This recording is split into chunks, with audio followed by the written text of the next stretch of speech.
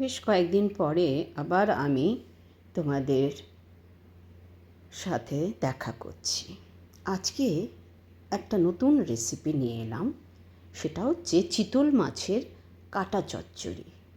বাজার থেকে আমি ফ্রেশ চিতল মাছ নিয়ে এসে সেটাকে আমি মুঠা বানাবার জন্য মাছটাকে আমি সব প্রিপারেশন করে নিয়েছি। তারপরে যে অংশটা পড়েছিল কাটা তেল ওগুলো আমি নুন হলুদ দিয়ে একটু ভেজে উঠিয়ে দিলাম।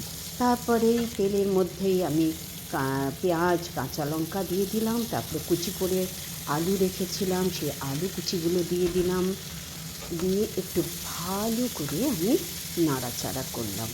এটা ভীষণ ভালো লাগে খেতে। তার সাথে বেগুনও আমি কুচিয়ে রেখেছিলাম, দুটোই সমান সমান ভাগে আলু আর বেগুনটা। একটু আমি হলুদ দিয়ে দিলাম, লঙ্কা পাউডার দিয়ে দিলাম, কাঁচা লঙ্কা অলরেডি দিয়েই ছিলাম। তারপরে একটু ধনে পাউডার দিয়ে দিলাম। এবারে সবগুলোকে ভালো করে আমি মিক্স করে নিলাম।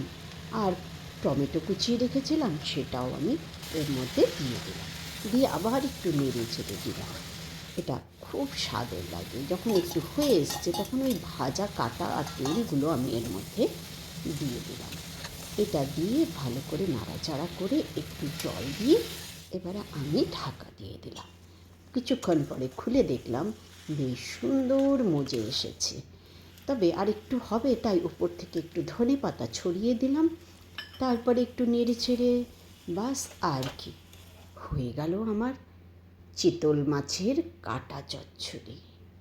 ইস, কী যে স্বাদের হয়েছে না, কি বলবো।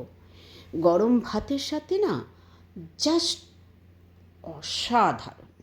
তোমরা সাবস্ক্রাইব করো আর খেও।